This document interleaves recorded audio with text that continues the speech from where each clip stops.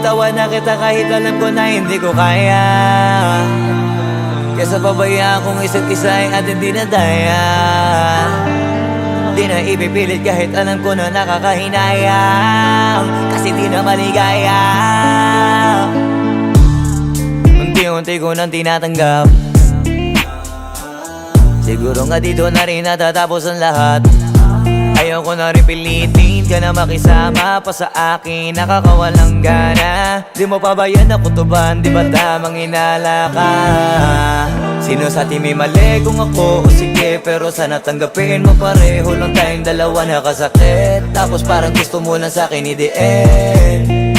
Ito ang epekto nito, nagka-depekto na tayo. Mahirap na lang tanggapin, di makukumpleto ang kwentong perfecto kung walang the end. Pwede ka na makalaya, bibitawan na kita kahit alam ko na hindi ko kaya. Kesa pabayaan kung isa't isa ay ating dinadaya. Di na ipipilit kahit alam ko na nakakahinayang, kasi di na maligaya. Pwede ka na makalaya, bibitawan na kita kahit alam ko na hindi ko kaya.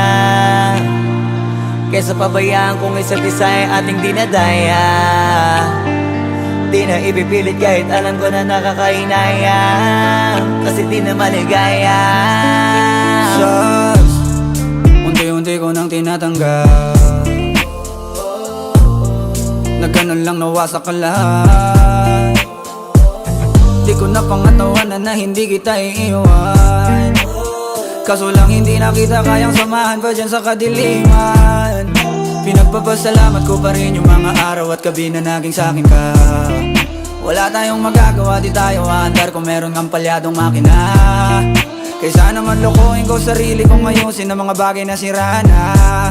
Paano pa tayo gagana, parehas na tayong hindi na maligaya. Huwag mo ngang isisi sa'kin ang lahat kung bakit ba sa atin ay nangyari to. Hindi ko kasalanan na hindi ko nakayanan ang pagbago ng ugali mo. Sinubukan ko na mangintinin kita, mas lalo kong nakikita na hindi tayo para sa isa't isa. Pwede ka na makalaya, bibitawan na kita kahit alam ko na hindi ko kaya. Kesa pabayaan kung isa't isa ay ating dinadaya. Di na ipipilit kahit alam ko na nakakahinayang, kasi di na maligaya. Pwede ka na makalaya, bibitawan na kita kahit alam ko na hindi ko kaya. Kesa pabayaan kung isa't isa ay ating dinadaya. Di na ipipilit kahit alam ko na nakakahinayang, kasi di na maligaya.